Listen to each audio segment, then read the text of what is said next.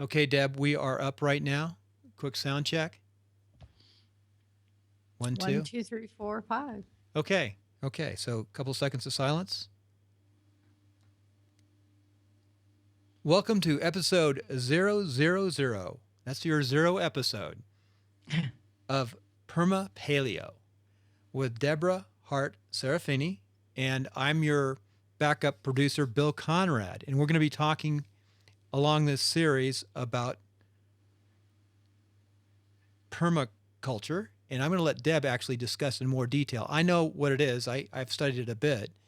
But tell us what it is and what's it about. Then we're going to go into a little bit about your background and my background. Okay, thanks. First of all, I'd like to just say thanks very much, Bill, for inspiring me to get started. I think the Chinese have it right when they say the journey of a 1,000 miles starts with a single step, and it's that first step that's always harder. I've had all the ideas floating around in my mind, but you've really been an inspiration to get me started on actually doing the podcast. Well, thank you. But it's a two-way street because you're helping me out too, as a Yeah. copyright. Yeah, well, and actually, that's kind of a good introduction to the idea of permaculture, because most people think of permaculture as being a form of sustainable agriculture or a more encompassing a more natural lifestyle, but there's a social permaculture too. And that's based on cooperation. And the thing that we actually find nowadays when we study natural environments is that living things are actually more cooperative than they are competitive, and everybody has a different skill and contributes that different skill and shares those skills, and we become greater than the sum of our parts. So permaculture is really taking your sustainable lifestyle to the next level. It's going beyond sustainability. It's developing a lifestyle that reduces and minimizes your energy costs to the lowest possible value. And we feel really strongly that everybody can do this to some extent. It's unique that your circumstances, but you can start where you are. So it starts with how we eat and how we grow our food, but it goes into our entire lifestyle. And that's where we bring in the paleo primal lifestyle, because the paleo primal lifestyle is based on eating real food, eating the way I like to describe the primal lifestyle as living the way my great grandparents lived. It's not a new thing. It's an ancient thing. And actually the same is true of permaculture. Permaculture is not a new thing. It's not some new technology. It's living the way our great grandparents lived. It's going back to the forms of agriculture that we knew and developed over thousands of years, a more natural lifestyle. And we're all struggling with how to live sustainably and, more important, happily in the modern life. Yeah, that's very, very good. And it it's the paleo lifestyle, going into more detail and how it all fits. So, what do you plan on covering on each episode? What are some of your frameworks? Some of the things you want to do and tie those in together? One of the things that I really want to concentrate on with the podcast is giving people tips, sort of a tip of the day that's quick and easy and helps people get started on their permaculture or their more natural lifestyle journey to find a way to live more naturally, but give them those easy tips to get started. Because again, as we've talked about, getting started is the hardest thing. And the most important thing is you have to start where you are. And everybody's in a different place. We can't all be farmers. We have different skills.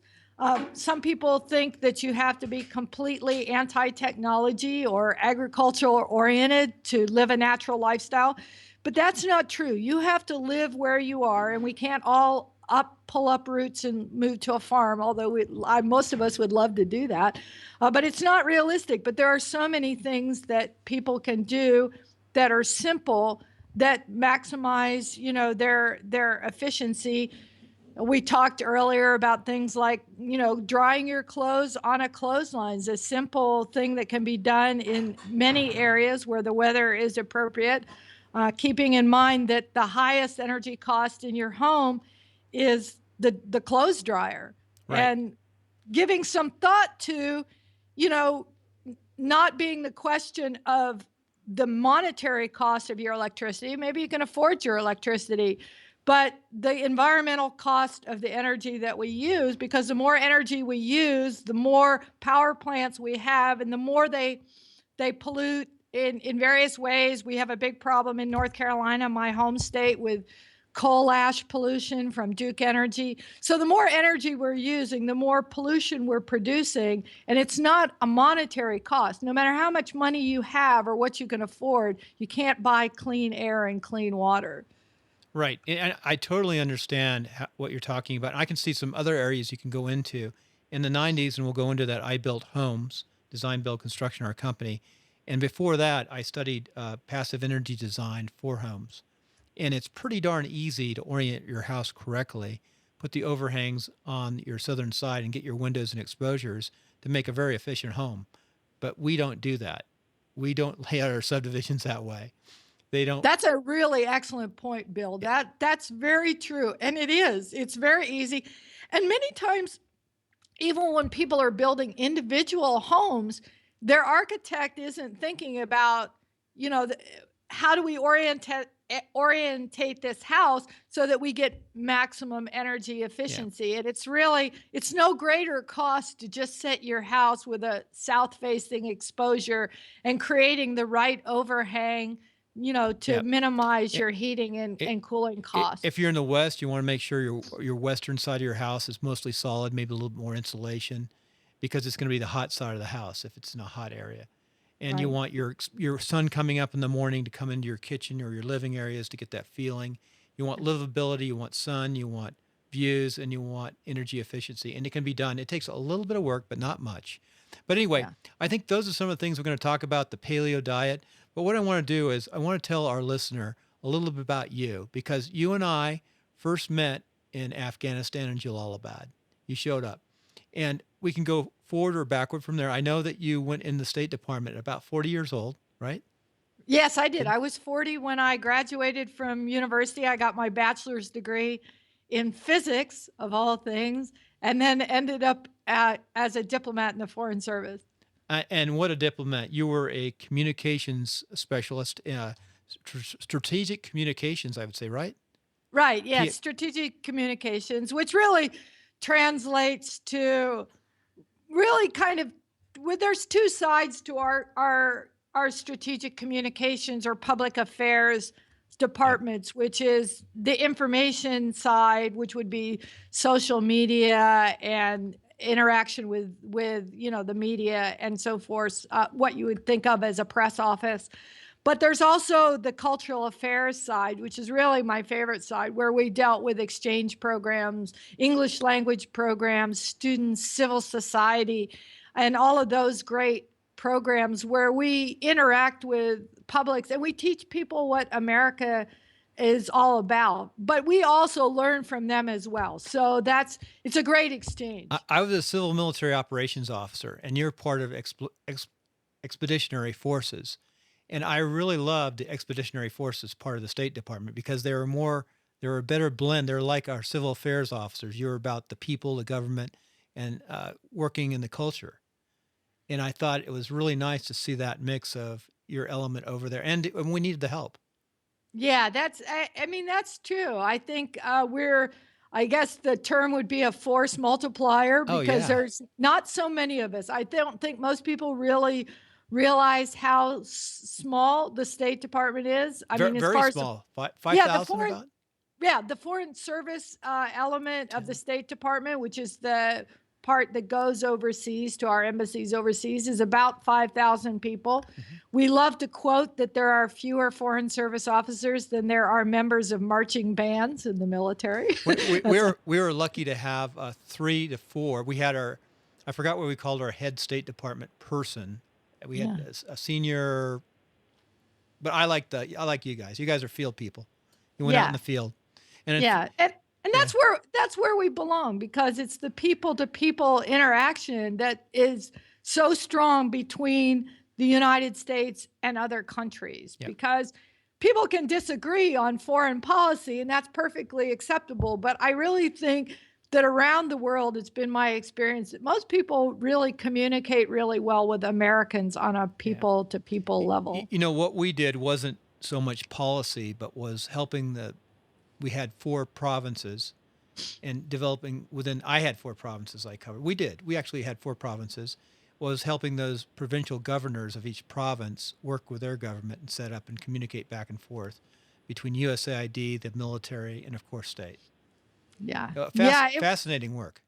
It really is. And I feel really blessed to have had the opportunity to do that. And actually, wherever I was in the world, I got a chance in many cases to see some of those ancient lifestyles, the less modern lifestyles, and see, the enormous positive effect that those lifestyles often have on people.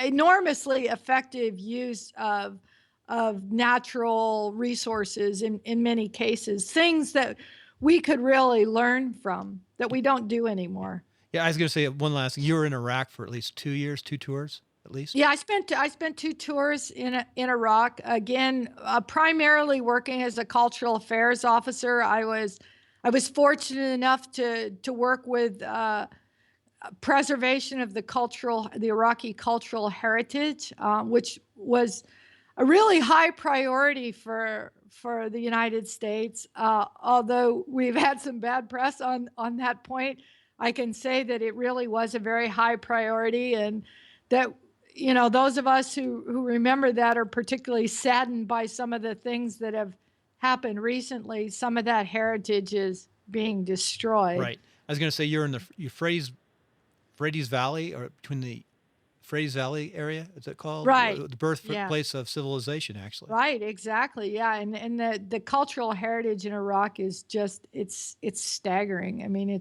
there are so many. I think they estimated that there are somewhere around 100,000 cultural heritage sites, known cultural sites in Iraq. There's probably way more than that, but it's an incredible number. So the other thing I want to tell folks is you're in Egypt right now. I'm in Reno, Nevada. You're in Cairo, right? That's correct. And I wanted to do the 00 show while you're in Cairo, because you're heading back to the States now. Yes, I am. I've got to go see to my family, which is a big priority for me as well. So I'm going to have to leave Cairo for a little while, but I've been very involved in the permaculture community here in Cairo, and I'm happy to say that it's alive and well, and there's a lot of people thinking green here as well. We're getting a really good connection right now on our Skype video cast, we could say it, which is going to be a podcast also. And it's coming through well. But you're going to leave your husband there. But I want to go back 2 different directions. First of all, you started out in the Navy, 6 years in the Navy, and you went to where'd you go to high school? I went to high school in St. Petersburg, Florida. Okay, that's where you're from originally? Yeah, I guess so. I spent the first 18 years of my life in Florida, but I don't know. Genetically, I'm a wanderer, so I joined the Navy to think of a way to get out of Florida and travel. Well, a lot of people in Florida go in the Navy, I think.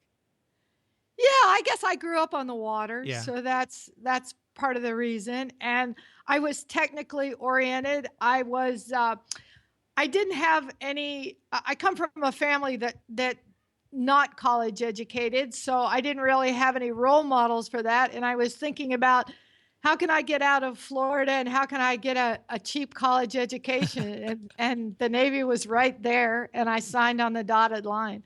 And then And I then spent my 6 years as an electronics technician. and then you really started your career. What did you, between then you had a family and then back having a career at 40, right?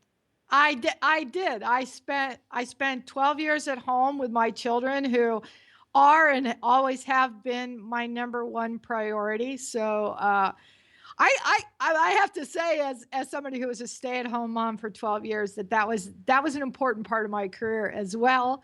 I think I learned a lot of logistical skills staying at home with my children. I don't think women get enough credit for how much logistics it takes to raise a family.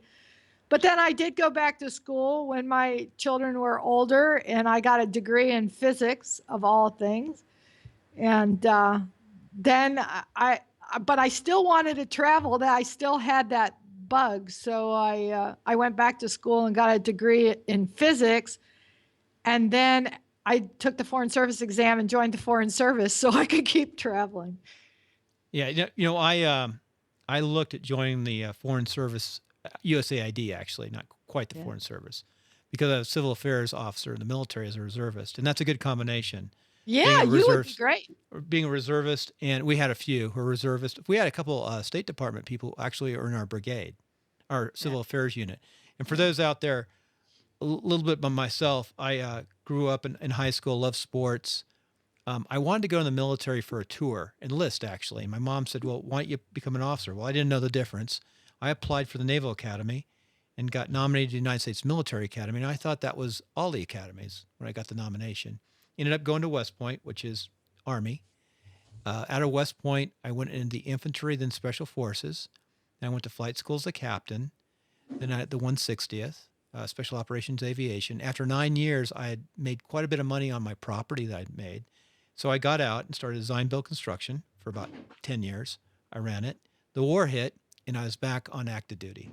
So my wife, that's how Well, it, I think right now you should probably plug your show Timelines of Success too, because I think it's really inspirational to people to see that your career can evolve in so many different ways. yeah. I ended up getting 30 years of active and reserve. I served in the Army, Air National Guard, which I loved the Air National Guard. I did some great fun missions. And then since 9/11 broke out, I really couldn't run a company, so I couldn't do my design build construction. By the way, I was also elected to city council in Modesto, California, before the war, and reelected in '99 before 9/11. And then I really couldn't continue on in that capacity with the war going on. I tried, but I just was deployed too much. So it really changed my life. But then I had the opportunity to go back in a program for 5 years, and that's where we met in Afghanistan. And I really enjoyed that program. I spent 40 months over in Afghanistan. I didn't enjoy being away from my family, and I did enjoy some of the rough things that we saw. But it Yeah. was very rewarding being around the people and the camaraderie of the people in Afghanistan. Yeah, it is. And Well, and then that is a special bond. You bond with those people that you spent time in those environments. the interpreter I spent most of my time with wasn't going to fill out his packet in, I think it was 2010 or 11. I can't remember. 11, early 11. I finally got him to fill out the packet, and he started the packet process. And now, 3 years later, he's in the United States. Oh, yeah, yeah. Almost everybody I worked with in Iraq is now in the United States, and now Yeah. we communicate frequently, and so that's very rewarding for me, because they did an amazing job. We could do a show sometime on the experience in Iraq sometime too. That's a long story, but that really impressive work that the Iraqis did for the U.S. Embassy in Baghdad. Fantastic. And then what I can contribute too is when you talk about the paleo diet, I wrote, when I was a cadet, I was looking at special forces as a career path. So I started writing I always wrote my papers on diet research and sustainability and carrying nuts. And we were nuts and sort of hard meats, tack, things like that. So what the soldiers used to carry 150 years ago. Right, exactly. And then when I was a couple of little things, when I was a second lieutenant, I wrote another paper, and it was picked up and distributed about health and diet. And I got to go to an MRE conference with a general as his aide.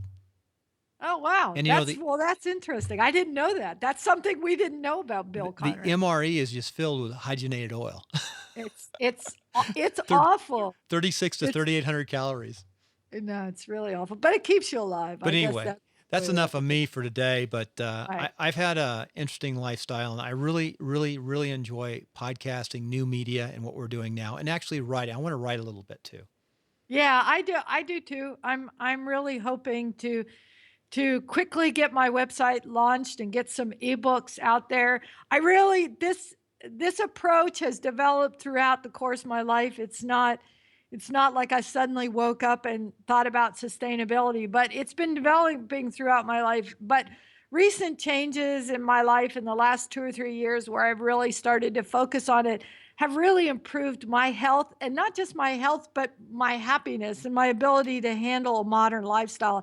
And I'm very inspired and motivated to share that with other people. So that's my real goal is to help people find their own path and be healthier and happier Well, in the you've way always I've you've always been benefited. a motivator and an energy-based person, but you're looking healthier and stronger than ever now. Yeah, I really do feel different. I mean, That's this good. has really made a big change.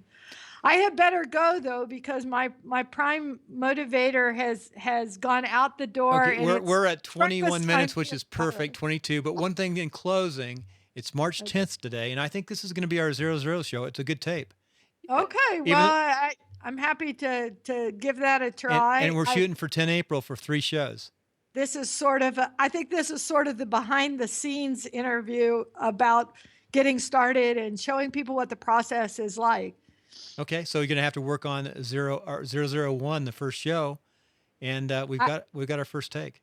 well, I thank you a lot for getting me started. Well, we're also going to put this up, and we're going to work on it. It'll be up right away on YouTube, Okay, well, that will be great. so we can start the primer out there before it hits iTunes, and we're going to make new noteworthy. Knock on wood.